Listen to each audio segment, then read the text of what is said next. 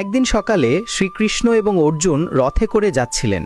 অর্জুনের মনে তখন মানুষের দুঃখ আর কষ্টের কারণ নিয়ে অনেক প্রশ্ন। তিনি কৃষ্ণকে জিজ্ঞাসা করলেন, হে কৃষ্ণ, মানুষ কেন এত দুঃখ পায়? এই দুঃখের আসল রূপটা কি? কৃষ্ণ অর্জুনকে কাছেই একটি ছোট কুঠিরে নিয়ে গেলেন। সেখানে উর্বশী নামে এক অল্পবয়সী বিধবা একা থাকতেন।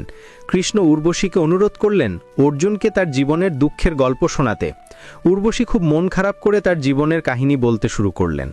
আমার স্বামী ছিলেন গ্রামের একজন খুব ভালো মানুষ, কিন্তু তাকে মিথ্যা চুরির দায়ে ধরে নিয়ে যাওয়া হয়। তিনি মিথ্যে কথা বলতে রাজি হননি, তাই তাকে মৃত্যুদণ্ড দেওয়া হয়।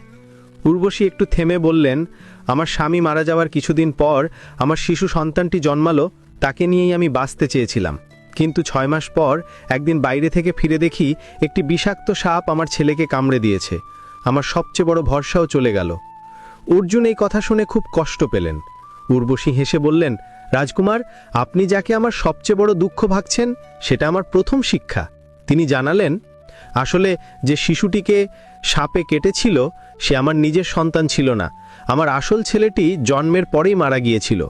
আমার মন ভালো করার জন্য স্বামী অন্য জায়গা থেকে একটা অনাথ ছেলেকে দত্তক এনেছিলেন। আমার আসল দুঃখ হলো নিজের সন্তান হারানোর চেয়েও বেশি কষ্ট হলো স্বামীর দেওয়া শেষ স্মৃতিচিহ্ন আর আমার বেঁচে থাকার একমাত্র অবলম্বনটিকে হারানো। দুঃখের গভীরতা শুধু জিনিস হারানোর মধ্যে থাকে না, তা নির্ভর করে সম্পর্ক কতটা দরকারি ছিল তার উপর। এরপর উর্বশী তার জীবনের সবচেয়ে গোপন এবং কঠিন সত্যিটা বললেন। আমার দ্বিতীয় শিক্ষা হলো, আমার স্বামী আসলে মরেননি, তিনি ছিলেন একজন গুপ্তচর। তিনি আমাকে চিঠি লিখে জানিয়েছেন তিনি তার দেশের জরুরি কাজ করার জন্য আমাকে ছেড়ে চলে গেছেন। তিনি আমাকে এবং ছেলেকে বিপদে ফেলতে চাননি, তাই তিনি সবাইকে জানাতে বলেছেন যে তিনি মারা গেছেন এবং আমি যেন বিধবা সেজে থাকি। অর্জুন এবং কৃষ্ণ দুজনেই অবাক হয়ে গেলেন। আমার সবচেয়ে বড় কষ্ট হলো আমি একজন জীবিত স্বামীর জন্য রোজ শোক পালন করি। তিনি বেঁচে থেকেও আমার কাছে নেই।